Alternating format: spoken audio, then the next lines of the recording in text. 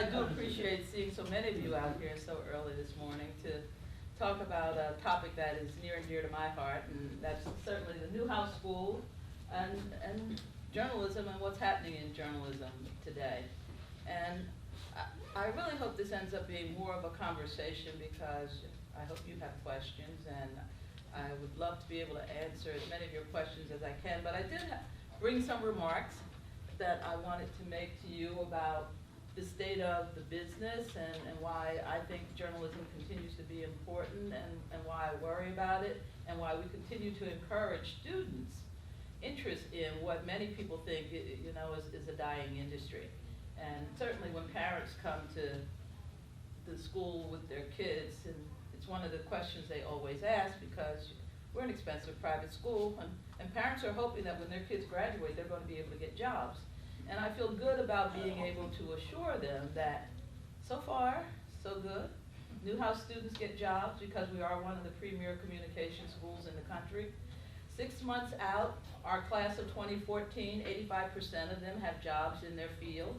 Not all of these were journalism jobs because we are a comprehensive communication school. So you can study journalism with us, of what used to be newspaper journalism, but now it's newspaper and online journalism, magazine journalism, photojournalism, and broadcast journalism.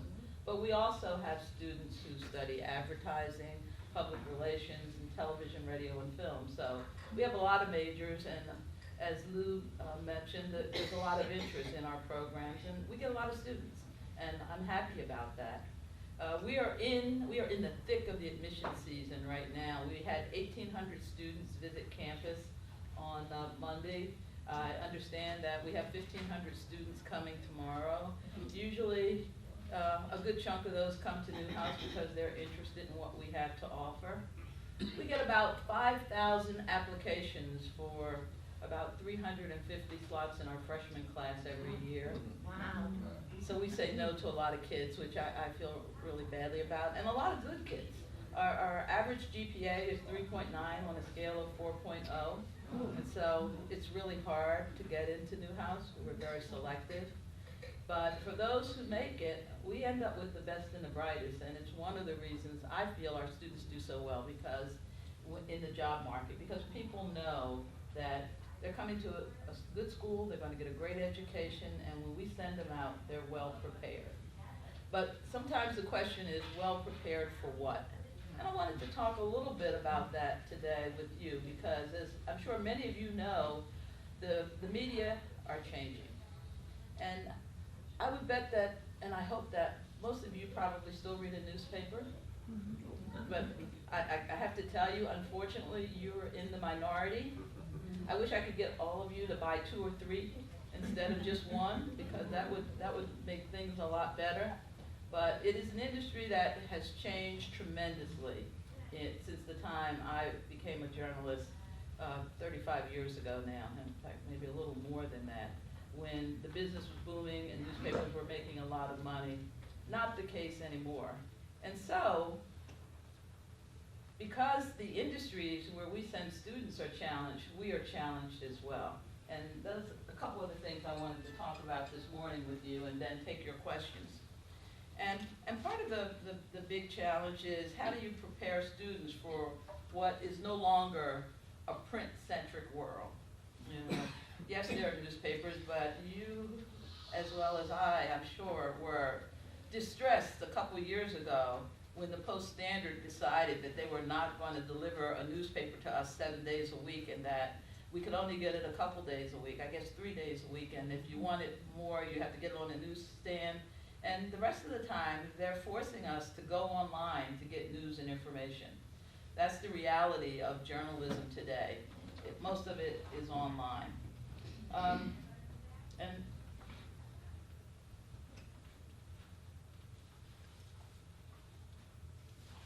And that is worrisome, not just because I'm in the business of training people for this field, but because journalism is not just a job for people.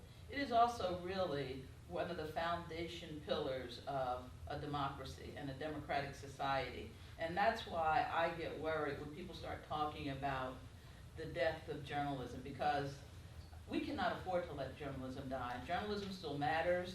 It's very important in a democratic society, and it's something that I think will continue to be important, needs to continue to be important for many years to come.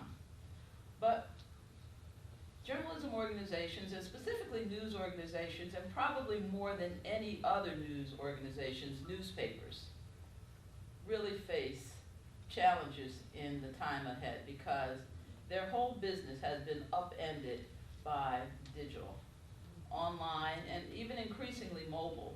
How many of you have a cell phone? Okay, not most of you. So you're part of the problem.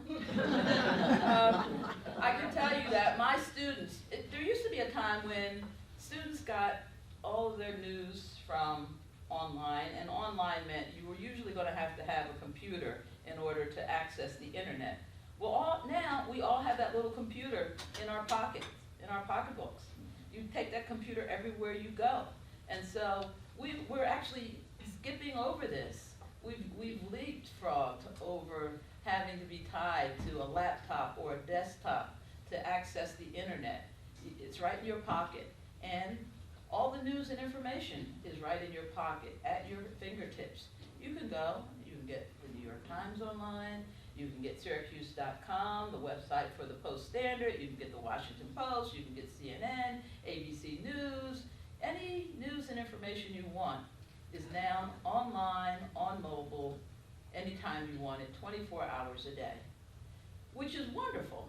As a journalist and kind of a news junkie, I love having access to information like that. The minute I hear something's going on, I go right to my cell phone and I go to different websites to see who's reporting on it first. So the Aaron Hernandez guilty verdict yesterday, someone mentioned it to me in the hallway as I was walking around Newhouse, and I whipped out my cell phone and I went to the New York Times website to see what they were reporting. And sometimes I like to see whether or not the New York Times or the Washington Post is going to be first to have it, and whether or not CNN may actually get it. So it's interesting to see because there's still that competition, but the end result for us means that for people in what had been the traditional business of news, and that's newspapers, there's more competition, and there's more competition, most importantly, for the few remaining advertising dollars that exist and that once supported the news enterprise. When I was a young journalist, we never even thought about where the money came from. You know, maybe they were printing it down there with the printing press where they printed the paper. You know, because there was plenty of it. Newspapers had a monopoly on advertising in their communities. They had the car dealers, they had the classifieds, they had all of the department stores. And you remember department stores, right? They used to be downtown. Now they're all off somewhere in malls. And lots of times they're bypassing newspapers to communicate and advertise and market directly to their customers. But they had a very stable base of customers that basically funded the newspaper enterprise. And so newspapers were very cheap to all of us. You know, I remember as a kid getting the newspaper in Philadelphia, where I grew up, for 5 cents. You know, my father would send us to the store, and there were actually 3 or 4 newspapers in our community then. We had morning newspapers and we had evening newspapers. I remember when the evening newspapers died. I was working for one, the Philadelphia Bulletin, that just one day realized it could no longer compete in, even then, a market that was changing. And so they just went out of business. And I guess the old Herald that was here and lots of evening newspapers all across the country just one day just shut their doors, and we were left in one paper towns practically everywhere in this country. So that was the first blow to us. And then the internet came along, and that was the second blow. And we were all kind of naive in the newspaper business back then when the internet first came on the scene in the 90s.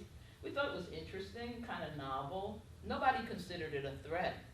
Nobody ever thought that one day it would steal all of our advertisers, that they would compete with us for news and for the hearts and minds of readers and viewers.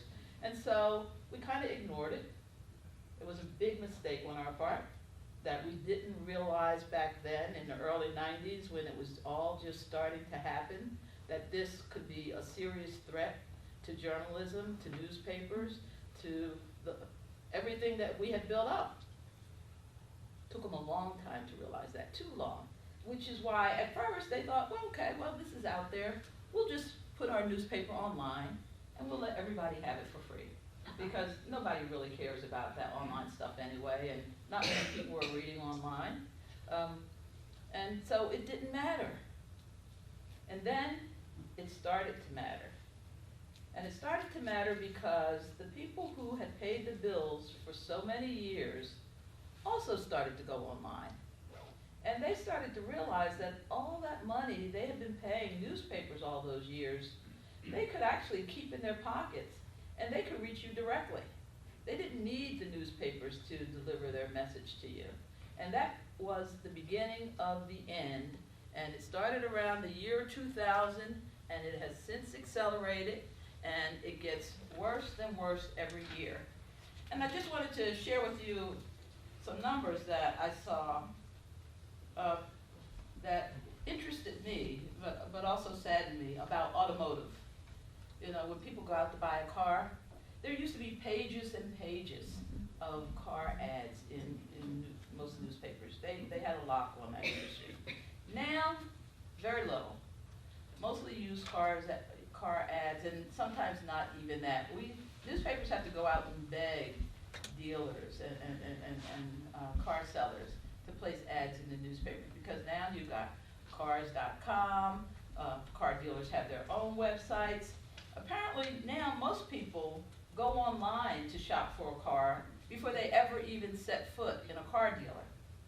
It's great for us. I mean, I just bought a new car last fall, and I spent a lot of time comparing cars online, going to different websites, shopping around.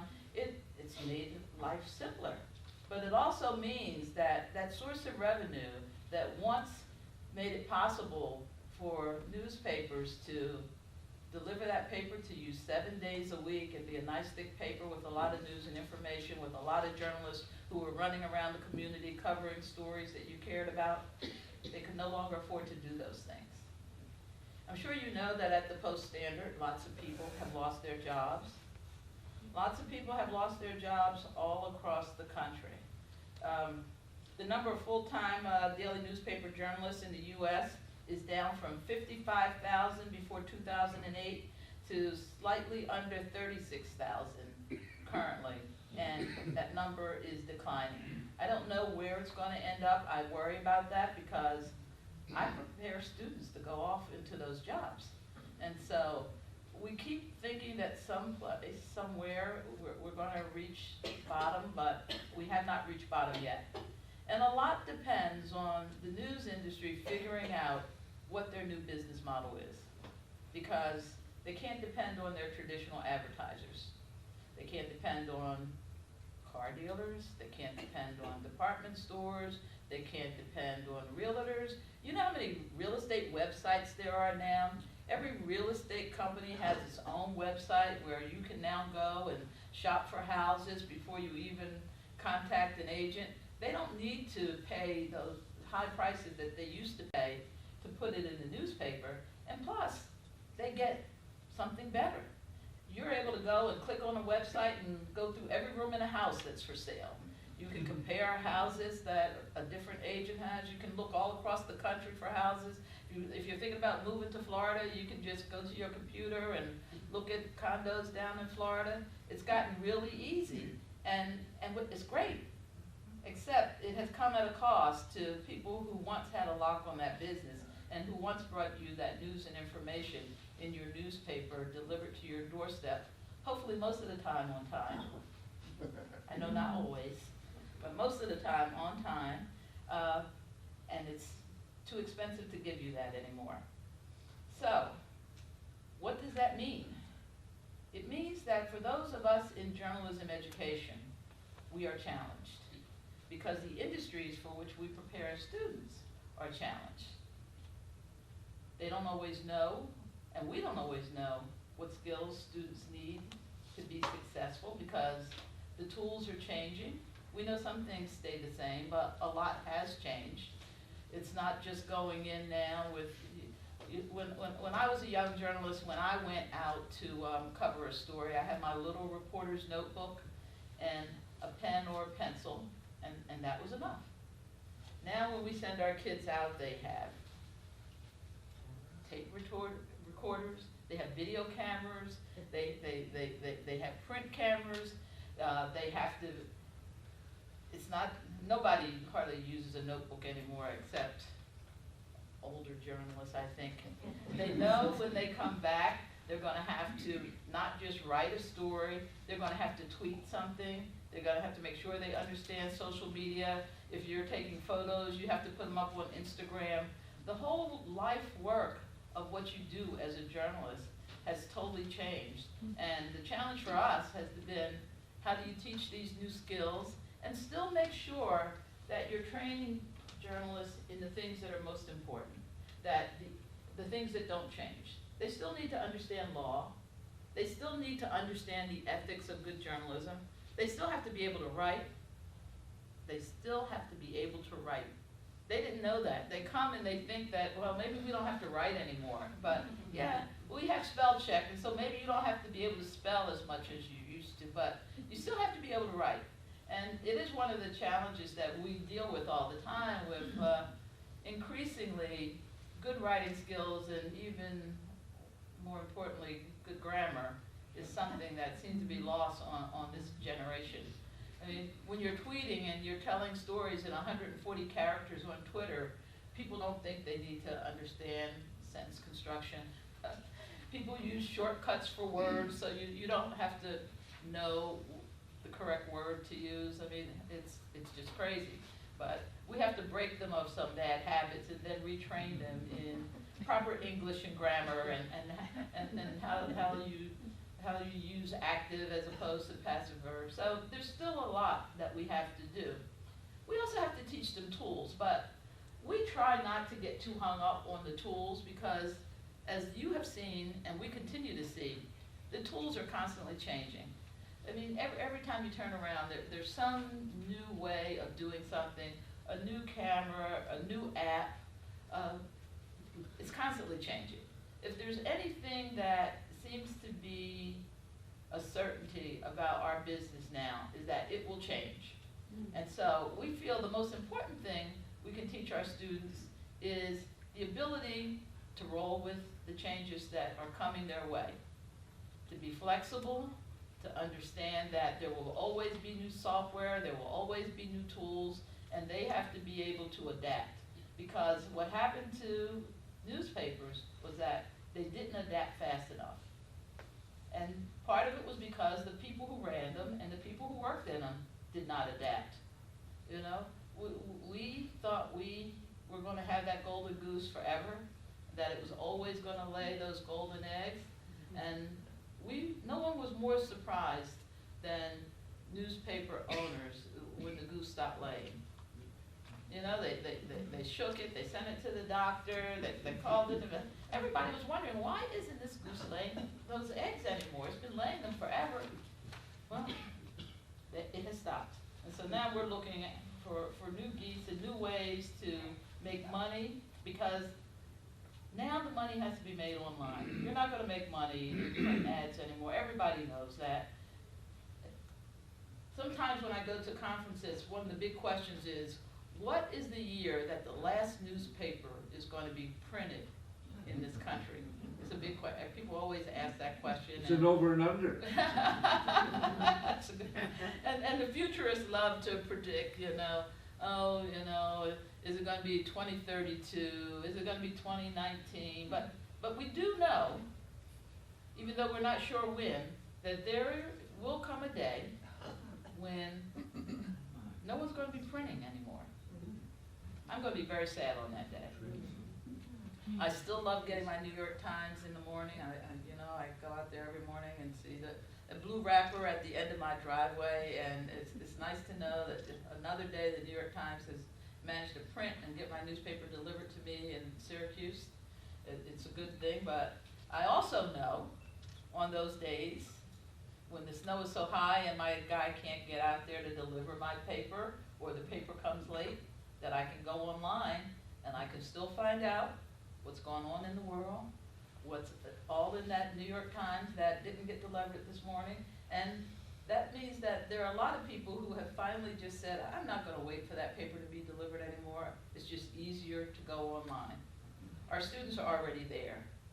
We make them read the newspaper, or we make them read news, which you'd think you wouldn't have to, because especially with kids who say they want to be in the news business, but they're not used to, they get their news differently than we do. And it's been interesting to watch how that has come about. And social media is a big part of that, because a lot of the stories that they read and a lot of the news and information they get, they're sharing it on. So people on Facebook will send, how many of you are on Facebook? You? Oh, that's interesting. Yes, a good chunk of you. So you're definitely keeping up with the times. You're right there where my students are. They share stories on Facebook. When they see news, they go off and they share it with their friends. They share it with everybody that they're connected to on Facebook. If they see a great story, they will tweet it out to other people. The other thing that online and social media allows people to do now, which people really love, is to comment on the news. It was harder when it was just in print. When I was at the Inquirer, I was in charge of the commentary and letters page for a couple of years. And I loved getting letters from readers, because it was always nice to see what people thought about what we were doing. And sometimes they thought, what you're doing is not so hot and we don't like it. But most of the time when people wrote, it was to complain about something. Very seldom did people write and say, that was great, we love that story. Occasionally, but most times not. But I thought it was important that the newspaper provide space for people who wanted to comment on the news of the day or the kind of job we were doing. Unfortunately, most of the time, we only had a page for that. You couldn't squeeze in many letters. So we had rules. We'd have serial letter writers, and so people would write me every day. And so we had to have rules that, you can only have one letter a month, because otherwise you'd run the same people all over. And yes? I don't mean to interrupt No, you. You're okay. talking about the Inquirer, not the Enquirer. No, the Inquirer. Yes, the INQ. Yes, the Philadelphia Inquirer. Yes, yes.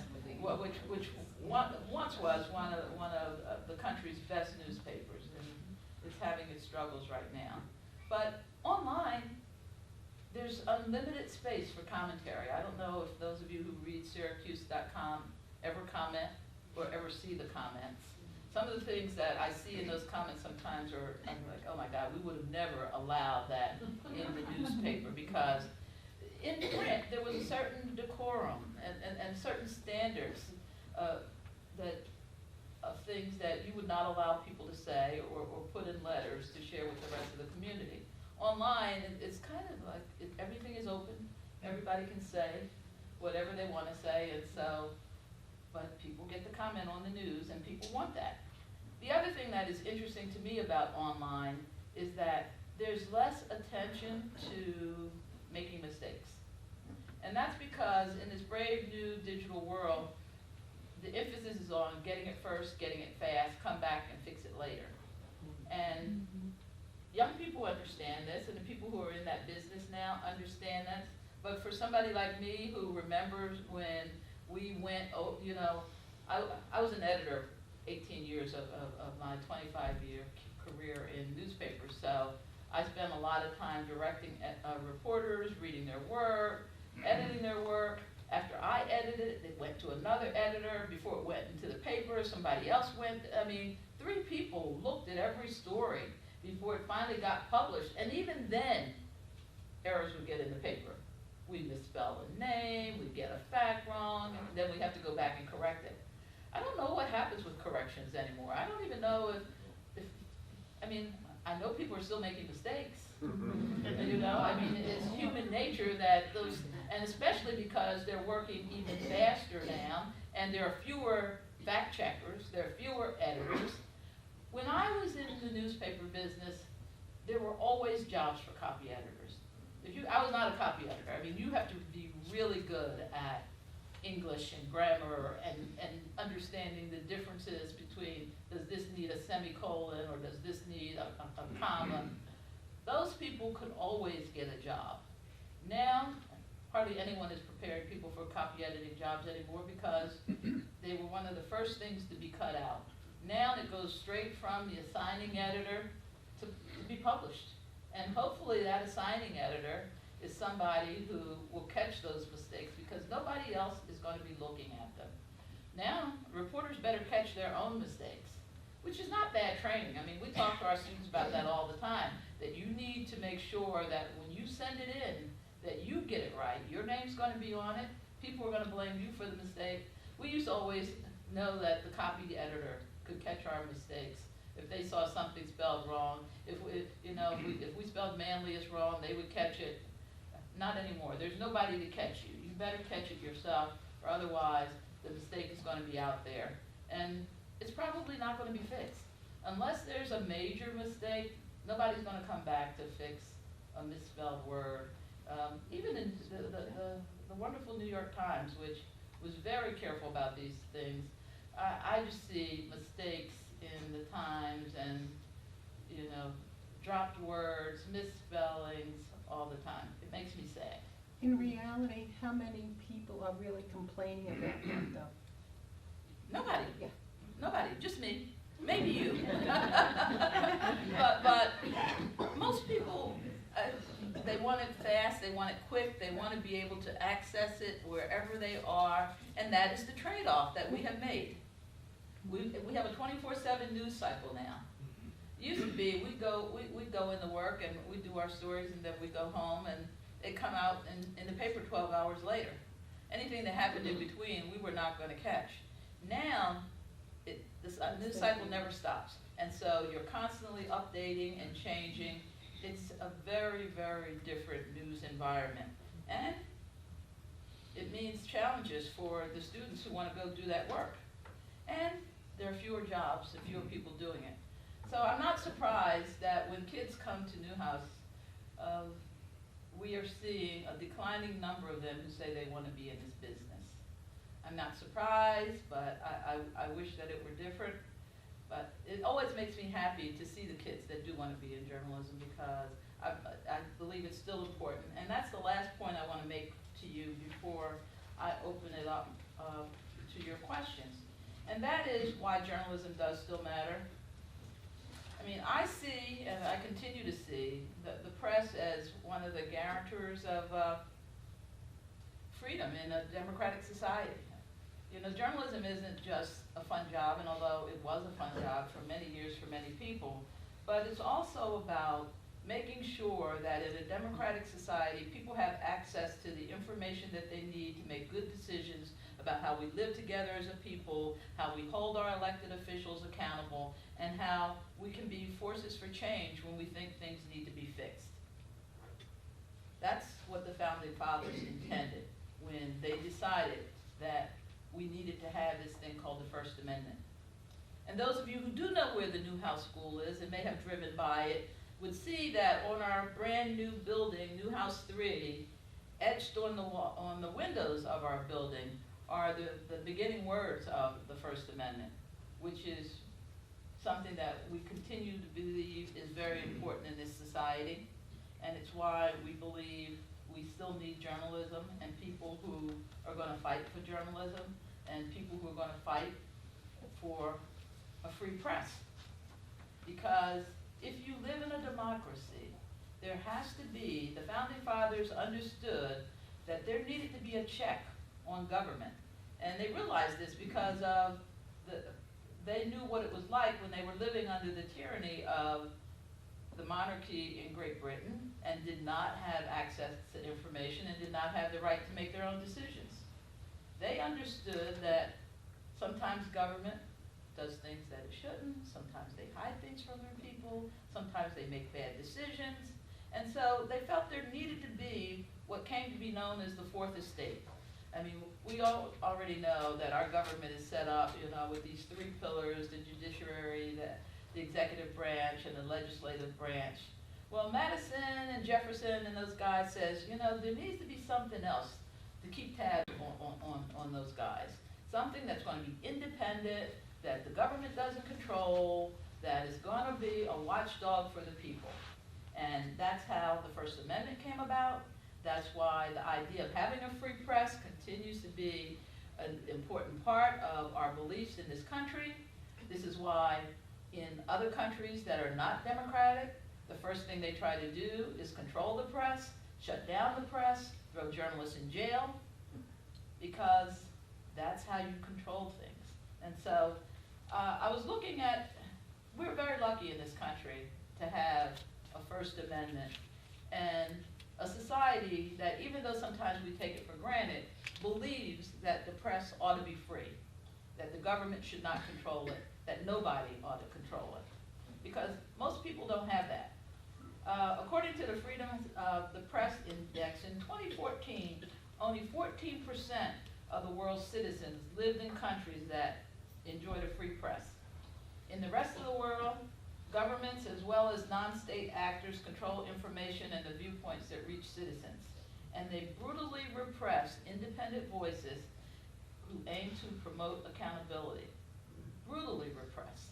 They throw people in jail. They cut off people's hands. They lock people up. Take China, for example. Even though the Constitution of China guarantees freedom of speech, in reality, it does not exist.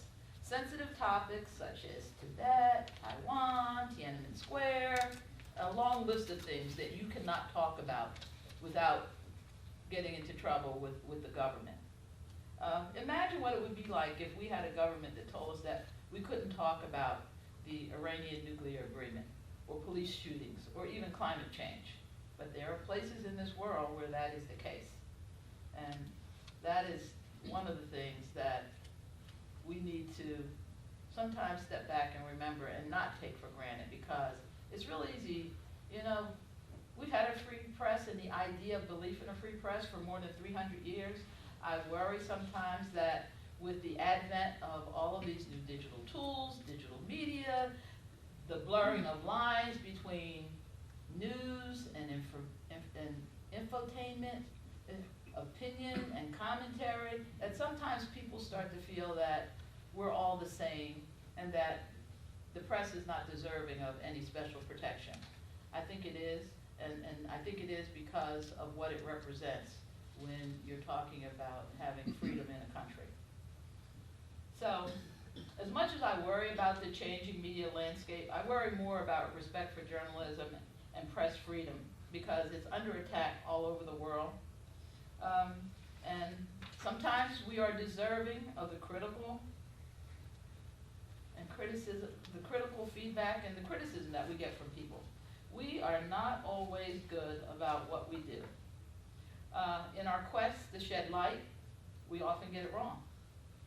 The most recent example being the Rolling Stone article. I'm sure if you didn't read it, you've heard about the Rolling Stone article on the fraternity rape at the University of West Virginia. It turned out it was all wrong. Unfairly, accused a fraternity and a number of young men who were members of that fraternity of a rape that nobody has been able to prove actually happened. It was a black eye, not just for Rolling Stone, but I think for journalism in general, because when those kinds of things happen, people blame everybody, the entire media, for those kinds of things. And sometimes, as you know, we embellish the truth, and that was the case with NBC anchor Brian Williams, who lied about being in a helicopter shot down in Iraq in 2003. An otherwise fine anchorman who had done lots of great work, who unfortunately felt the need to kind of boast a little bit about what he had done when he was out covering a story, and stretch the truth in retelling that account.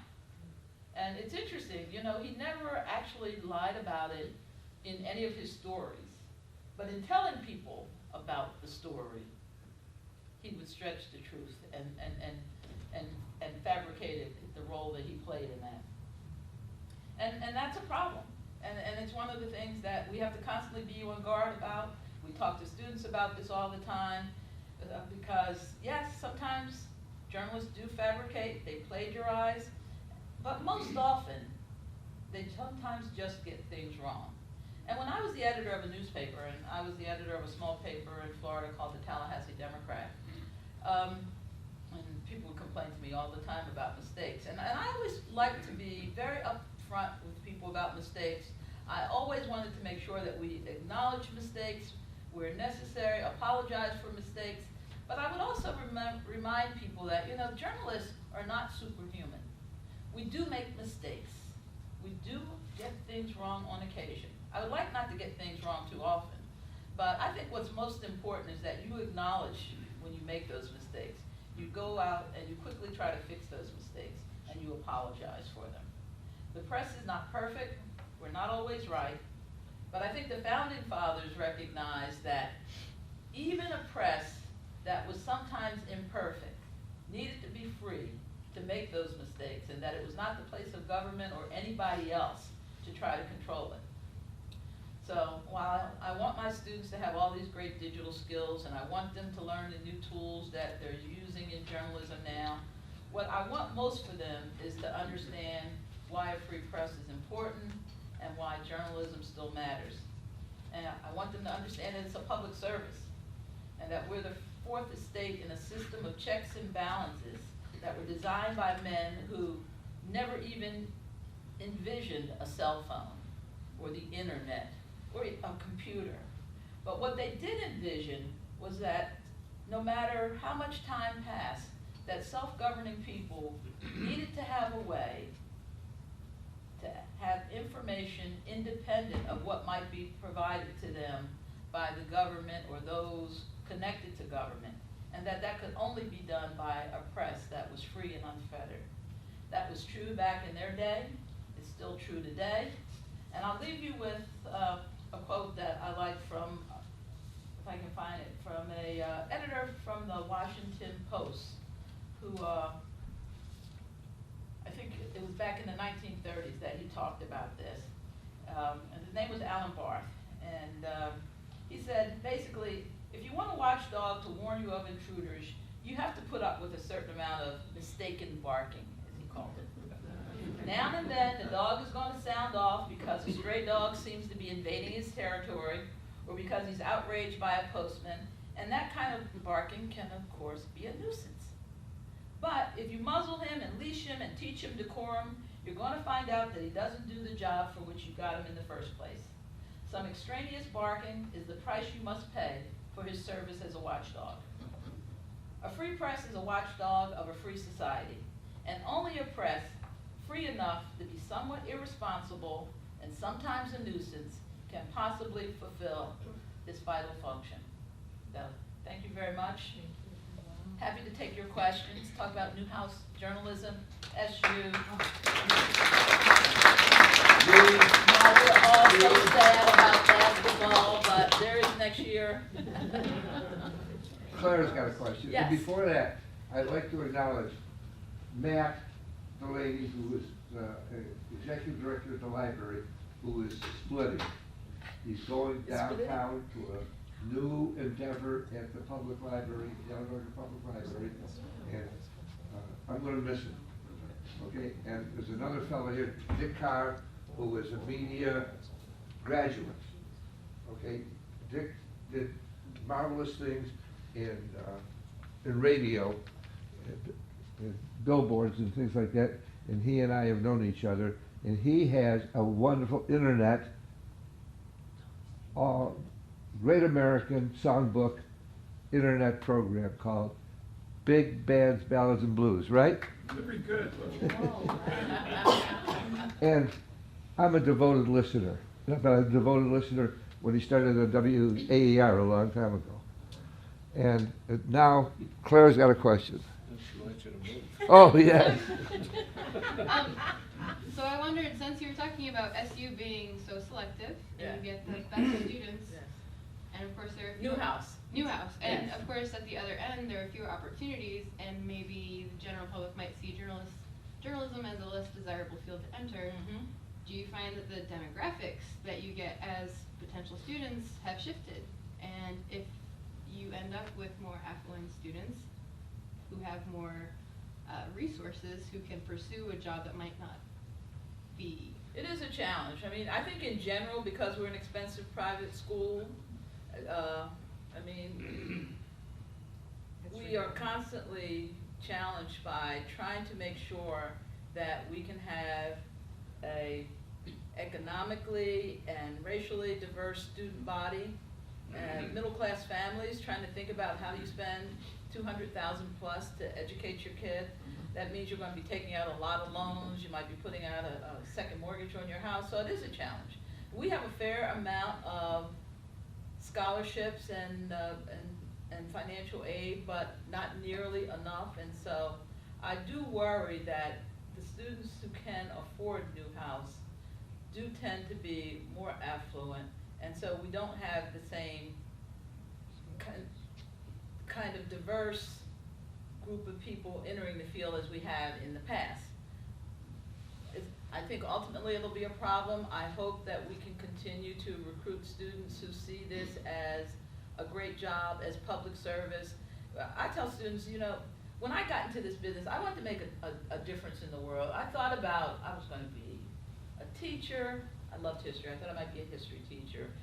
I thought about being a social worker. I thought about being a civil rights lawyer. I ultimately chose journalism because I saw it as a place where you could truly, through your work, make a difference in the world and really affect change. And so that's what I talk to students about. It is a job where you tend to start out making very little money. TV is one of the worst. Newspapers are not much better, but generally our graduates are going to make about 30 grand. And however, if you're successful in this business and if you become respected and known for your work, it's also a field where you can move up and you can make decent money.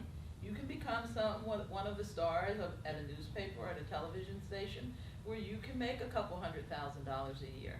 But not everybody's going to make that money, and there's always going to be people who are toiling at the Post Standard and in other small and medium-sized papers around the country that are going to see their paychecks frozen and see fewer opportunities. So I think you're right. It is a challenge, and I worry about that. Yes? In a day and age when we say that different news media are non-biased, and appear to me to be, on either end, very biased, how do you prepare your students for that world? Because to me, when I hear from those different media sources, I'm not hearing an unbiased position. And how do you train students to have an ear for that and to not repeat it, hopefully? Well, it depends on the job you're hired for. Increasingly, it's interesting to me, we used to have those folks who had opinions in a neat little package on the op-ed page, and people knew that that page was for opinion, it wasn't news, and that the rest of the paper was going to be pretty objective, unbiased information. Now, with the advent of cable and cable news, we have whole stations and networks devoted to opinion and commentary, where most of the people involved are not journalists. They're people who have lots of opinions, you know, sometimes very thoughtful, sometimes not so much. But people tend to think of the media as all of this. So we're all part of this giant media landscape. And I'm constantly trying to remind people that journalism is just a piece of this, that you still have commentary, you still have all of the people out there who have their take on things, and they're trying to convince you of their point of view.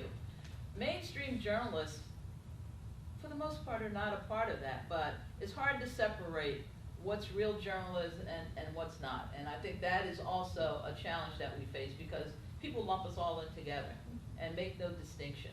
I mean, CNN is going to give you everything from straightforward journalism to people who have their own opinion on the day's events, on the politics of this country, on events around the world, and they're going to share it with you. MSNBC the same way, Fox the same way, so you've got all of this out there, and for the average person just paying attention to what's being presented to them, sometimes it's hard to know, okay, is this somebody who actually is just a journalist? Is this somebody who's wearing two hats? I think that's the thing that happens now that is bad for journalism, because now you have lots of cases where you have people who are reporters also getting to do commentary and run shows that have more of an opinion, or more, allow them to give more of a viewpoint than just the facts. When I was a young reporter, there was a big separation between columnists and reporters. And I had an editor when I was at the Inquirer. He would not allow reporters to write commentary because he did not want to confuse readers. Now, nobody seems to care. People go back and forth. And I do think it's dangerous for journalism because it undermines our credibility. Dean? Okay, go on, Rita. The way, what's happening, as I see it, is that when you get a news story, all the cable companies and the newscasters, they're like a horse race. Who gets in there first, who gets to win with the story and scoop it out. And then when they get it, they're like dogs with a bone, and they keep showing it over and over and rehashing it. And you have 50,000 opinions on the same pictures or Yes. stills. You do. And it just doesn't end. You got that hand that can turn it off. Well, that's the thing, you know, because the police shooting last week, the guy in South Carolina. Oh my God! It was over and over, and I got kind of sick of it. But then I said, well, I guess, you know, a friend of mine had not seen it. I'm like, how did you manage to not see it? You know, he went 2 days and he hadn't seen it, but they cut it on and there it was. So I guess for people who did not get it when it happened, who might have missed it, they're still going to see it. For those of us who saw it the first time and maybe the second and the third time and would like to move on, you can't turn the channel without seeing it again, and it does get sickening. And that's what I was seeing the last 2 days with Yes. this car accident. Yes, with everything. This kid. That's right, you This see man it. who got hit by the car and went Yes. flying. And you've seen it from 15 different angles, and everybody has an opinion on it. Yes, and I love it. They all go out and try to get their experts, and everybody has a different take, and this is what I think, and this is what. They call that giving you many viewpoints and multiple opinions on things. I think sometimes they go overboard, and we just say enough already. Yeah. Yes, sir. Where does broadcast news fit into the Newhouse realm? It has for many years been our #1 program, one of the best broadcast programs in the country.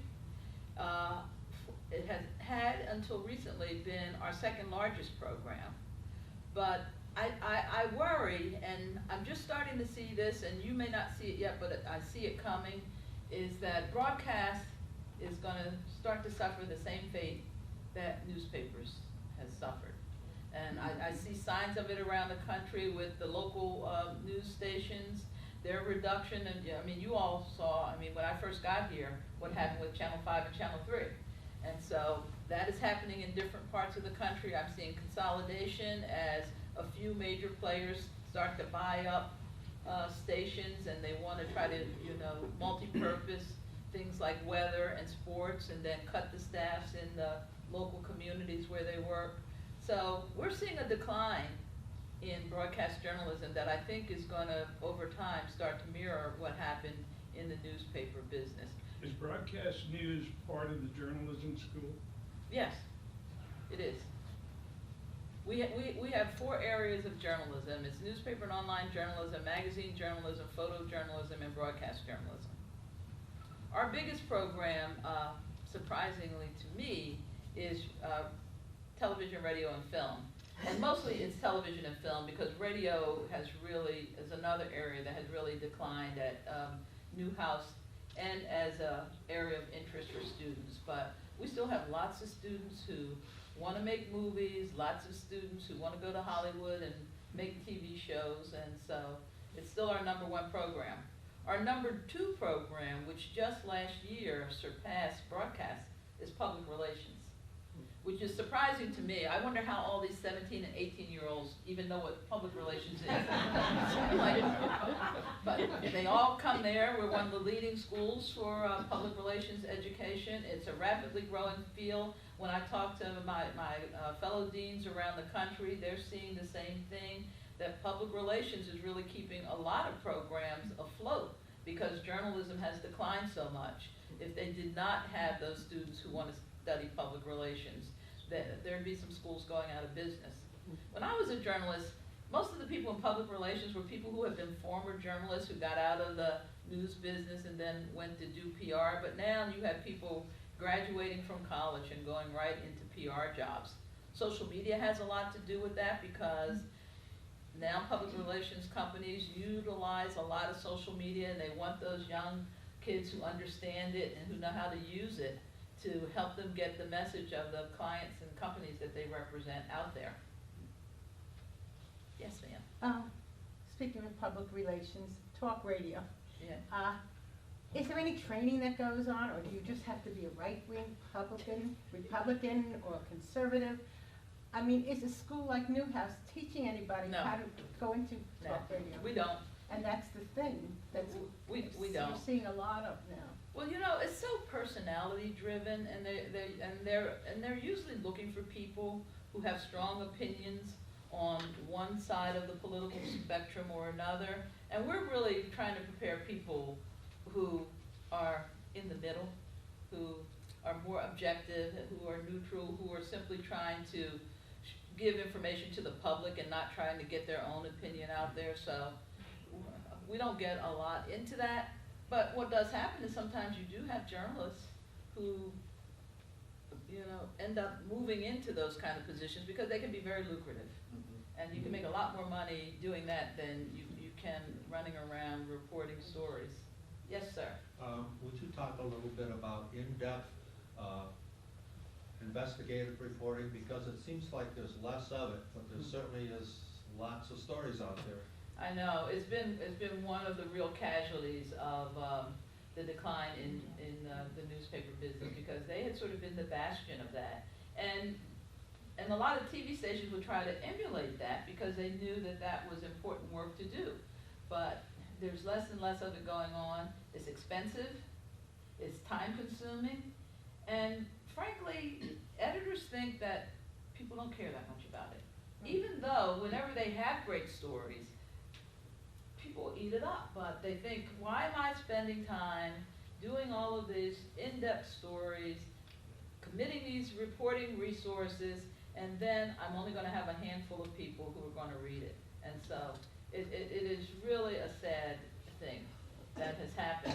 You've seen some of the cable companies starting to take on doing longer, more in-depth stories, and I'm hoping that there's going to be a resurgence in that people are going to realize that we've lost something, that we still need people to go out and do enterprise journalism, investigative journalism, to really look in depth at what's going on in the world, what's going on in our communities. I mean, as you point out, there are certainly enough problems out here that need to be investigated, and we need to commit the resources to doing those kinds of stories again.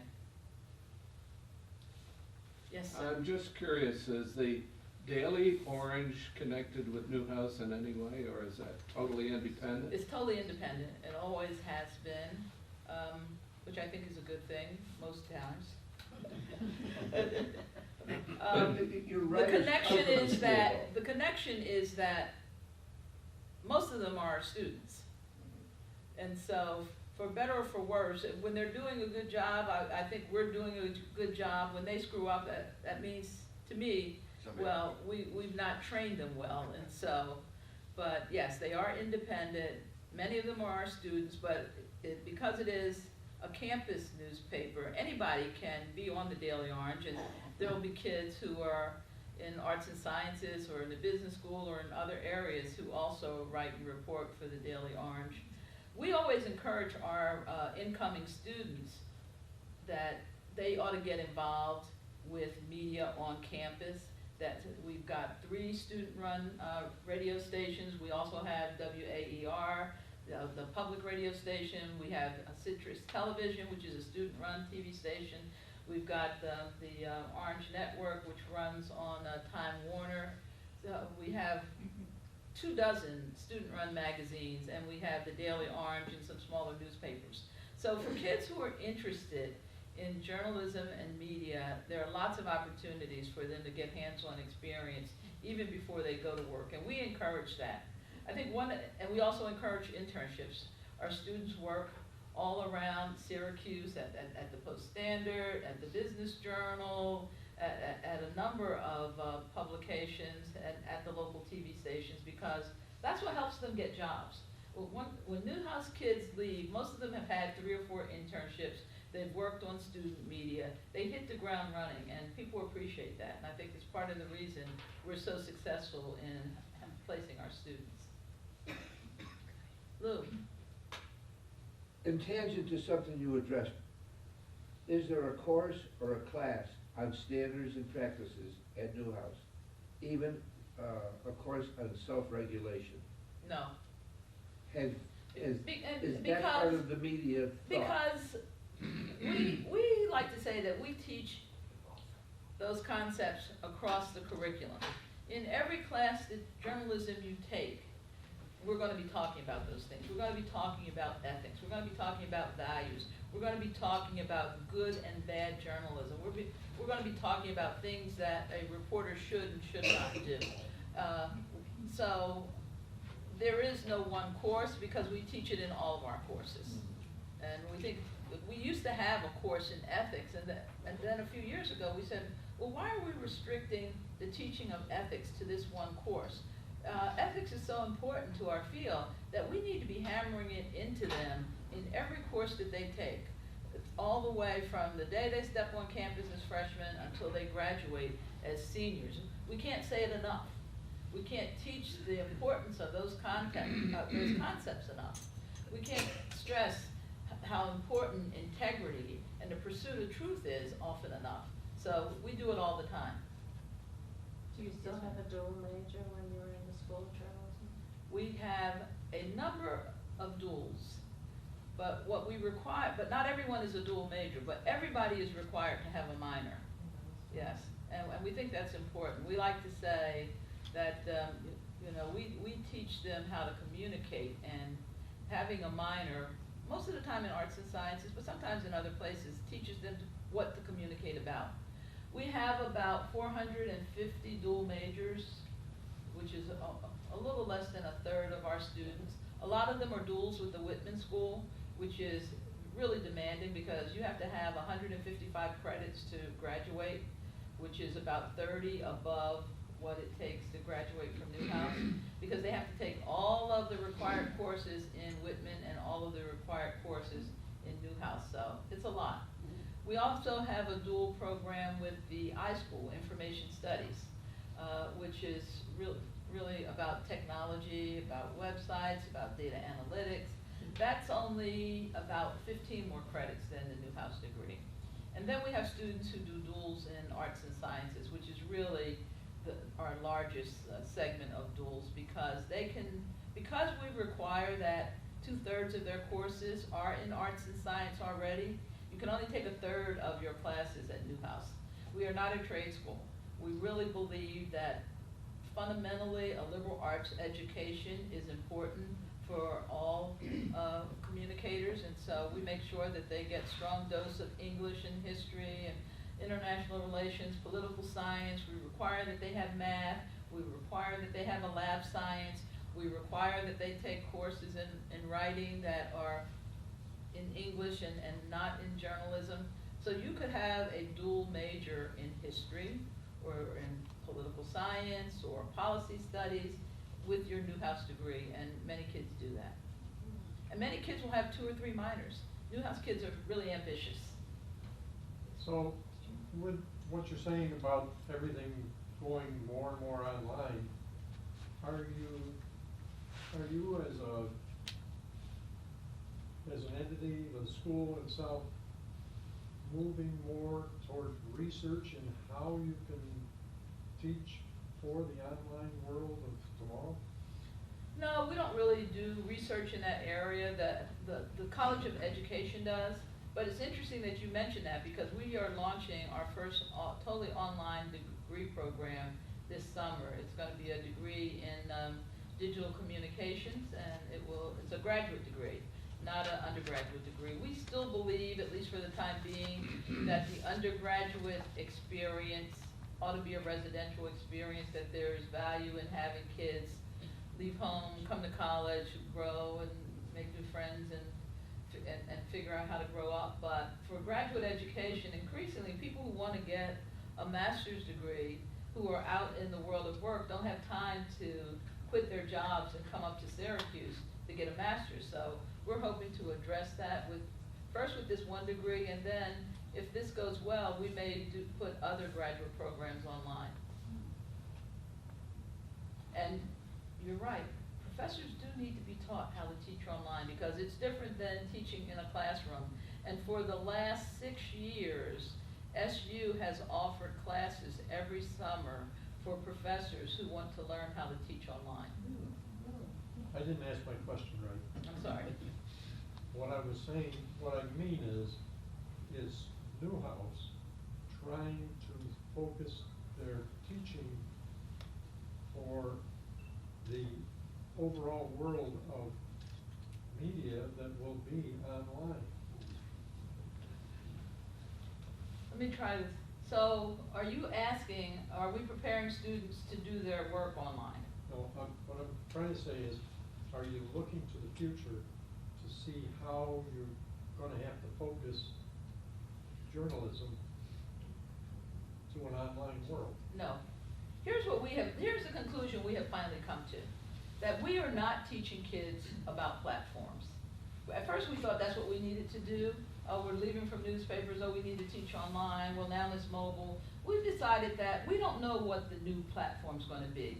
Our students need to learn how to do journalism on multiple platforms. You may work for somebody where you have to do a story for print, then you have to do a story that's going to be on the internet, then they want you to do a different version that's going to be mobile, that may have to be written differently, shorter because the screen is smaller, then you may have to do video. So what we tell our students and the way we have changed our curriculum is that our students learn to report and tell stories on multiple platforms. So it doesn't matter what the platform is. You need to be able to report and write for all of them, and whatever may be coming down the pike. I have just one more Yes, sir. question. When you were in Philadelphia, and you were working for the Inquirer, Triangle Publications, were they still in Oh, see, existence? you really go back a ways. When I was working for them, it was no longer owned by them. It was owned by Knight Ridder. So then, the radio WFIL had already been divested, Yes, the radio yes. and the television. Mhm. Yes. So, what's an example of a media company that you give your students of something that's going well? I'm sorry. What's an example that you might give your students for a successful or otherwise well-positioned media company? Well, there are lots of them. I mean, I love the New York Times because I'm old. and I still love print. But I mean, I also love them online. I think they're doing great things online. I still think that they are the gold standard of journalism. But there are a lot of new news organizations coming out. BuzzFeed, I don't know if you're familiar with BuzzFeed, is one. There's a company called Vox that is doing interesting things with video. There's the Huffington Post. My mother-in-law loves the Huffington Post. That is what she has, that she cuts on every morning when she wakes up. So there are all kinds of new media organizations, what we call traditional or mainstream organizations that I think do a good job. The problem is that some of these are really constrained by their finances, and so it makes it hard if you're trying to do ambitious things, like investigative journalism or more in-depth stories.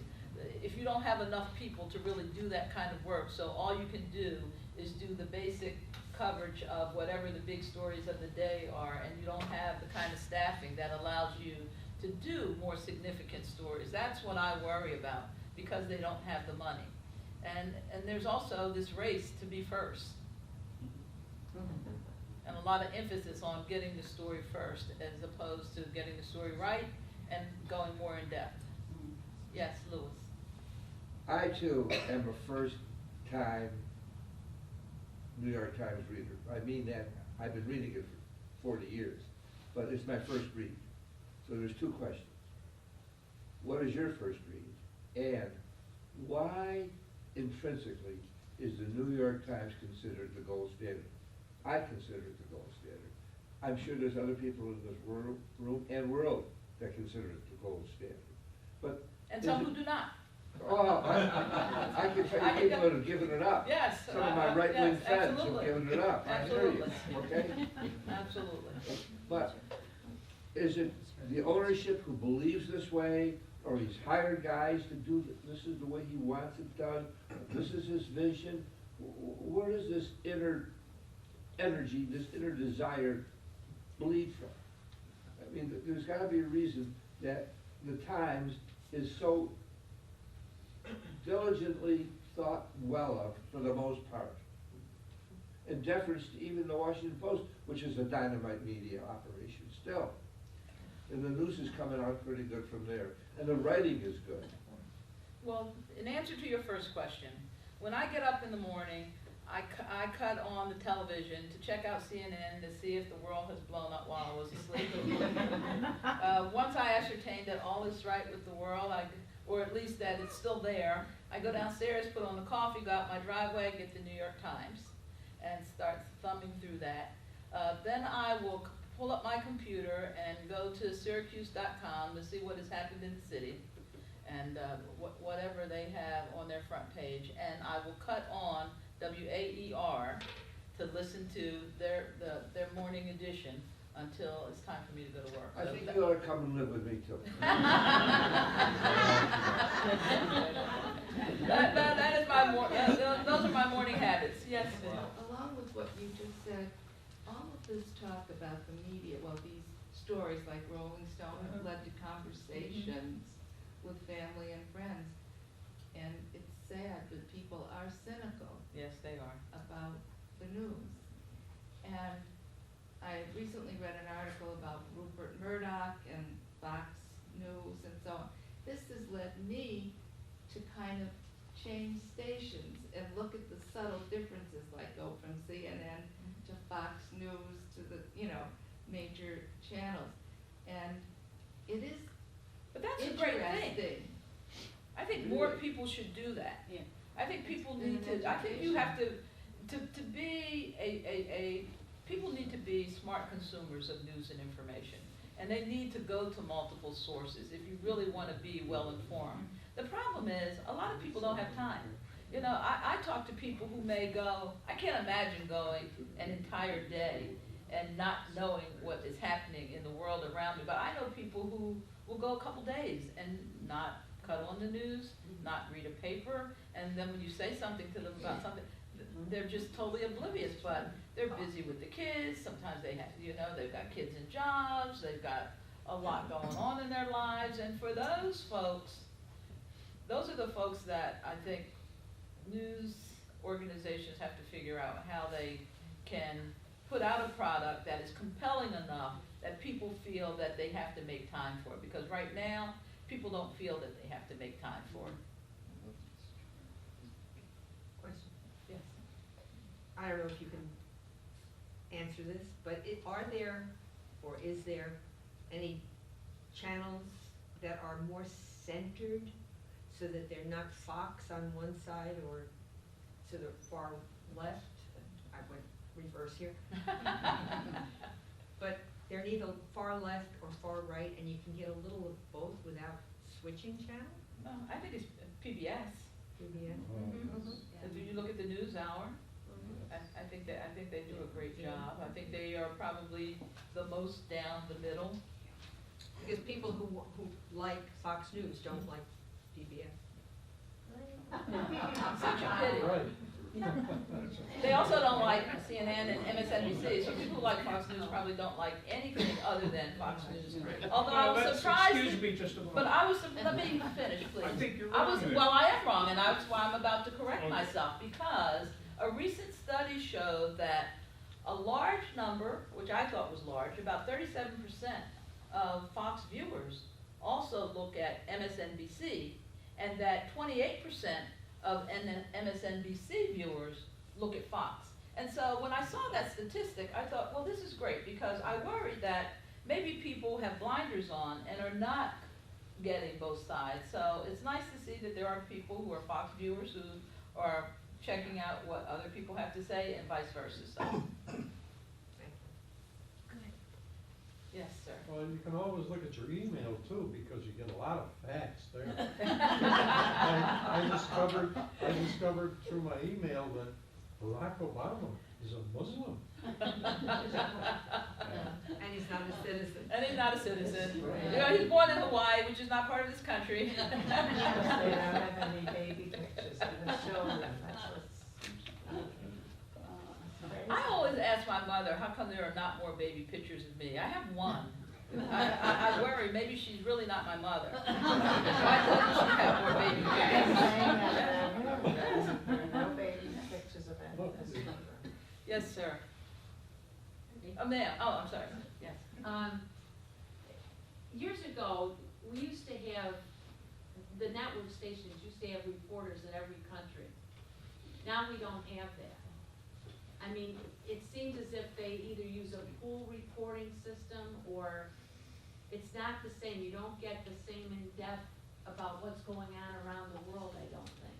I'm glad you mentioned that, and I didn't touch on that. It's one of the things that I find really heartbreaking about what has happened in this changing media landscape. Some of it is our fault because people have ascertained that most Americans are very parochial and don't care about the rest of the world. And so in a time of limited resources, they've made strategic decisions about what they can cut and not have you mad at them. And they have discovered that international news is one of those areas. They've done polling and research and surveys, and based on that, they say we can eliminate or cut back on international news and people are not going to be upset. So you're absolutely right. When I worked for the Philadelphia Inquirer, we had 15 bureaus around the world. Now they have 0. The Washington Post has cut back its bureaus. Even the New York Times, which had more bureaus than everybody, has cut back. More and more they rely on AP and Reuters and freelancers. There are a lot of people who are now making a good living. Sometimes when you hear about people being jailed in one of these countries, you'll discover that, well, they were working for NBC, but they actually were not an NBC employee. They were somebody freelancing for NBC. There are challenges involved to that because most of the time you want to know and trust your reporter. And so sometimes when it's freelancers, I'm not sure how you can always be 100% sure that the person you hired is going to be honest, and that they're going to have the kind of integrity, and that they're going to adhere to the kinds of ethical standards that perhaps you would demand of your own reporters. But it is one of the new realities. I think Americans are making a big mistake by not demanding more news and information about what's happening around the world at a time when there's so many places in the world where there are, unfortunately, things going on that directly affect us and our security, that we need to be paying more attention.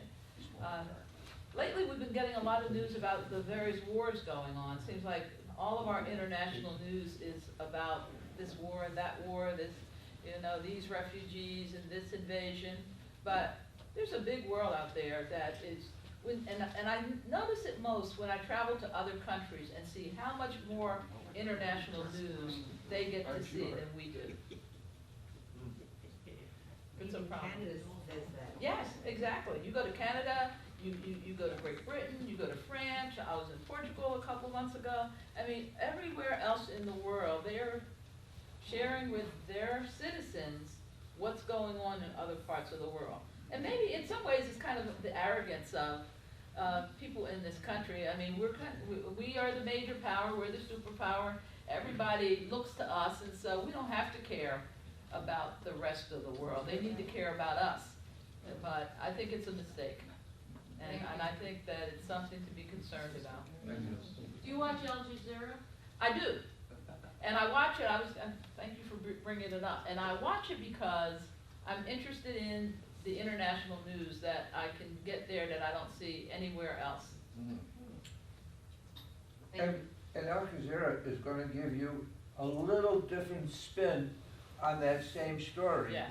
But not derogatory and not opinionated, just a little different view from a foreign eye, which I think... And a different view of the world, which I think Yes. is also, another perspective on what's happening in the world. And maybe a and story other that you countries. might not even catch here. Many stories you would never catch here.